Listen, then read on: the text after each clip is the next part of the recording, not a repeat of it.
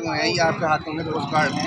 ये आप क्या बताना चाहते हैं और किसे भेज रहे हैं? आज भारतीय युवा कांग्रेस के द्वारा पूरे देश में पोस्ट कार्ड अभियान चल रहा है। ये सारे के सारे पूरे देश में से जितने भी पोस्ट कार्ड इकट्ठे होंगे इनको बाई पोस्ट मोदी जी के पास भेजा जाएगा और ये पूछा जाएगा कि इस देश में क्या किसी सांसद को अपनी बात कहने का अधिकार है या नहीं है। क्या इस देश में मोदी और अडानी जो लगातार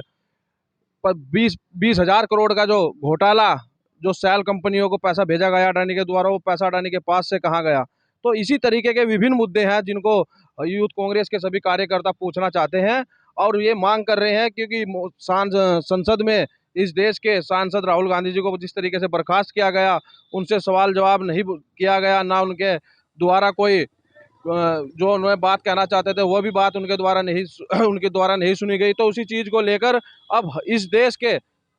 हर युवा कांग्रेस के कार्यकर्ता और इस देश की जो आम जनता है, आम वोटर है, आम मतदाता है, वो अपनी बात इस पोस्ट कार्ड के माध्यम से देश के प्रधानमंत्री नरेंद्र मोदी जी को बताना चाहता है। जब से देश में केंद्र में भाजपा की सरकार नहीं थी, 607 या शायद 637वां नंबर इस देश में की सूची में था पैसों वालों की। मगर ऐसा क्या कि 8-9 साल के अंदर उस 607 नंबर से या 8 नंबर से इस देश का वो 8वें नंबर का सबसे ज़्यादा अरबपति बन जाता है। ऐसी कौन सी ऐसी मशीनें नोटों की छापने की अडानी ने घर लगा रखी है। तो कहीं ना कहीं ये सरकार के और मोदी के द्वारा उसको प्रोत्साहित किया गया और जिस तरीके से अवैध काली कमाई उसके द्वारा कंपनियों से, LIC से, विभिन्न सरकार के स्रोतों से दी गई, तो यह कहीं ना कहीं एक प्रश्न चिन्ह है इस देश की सरकार पर।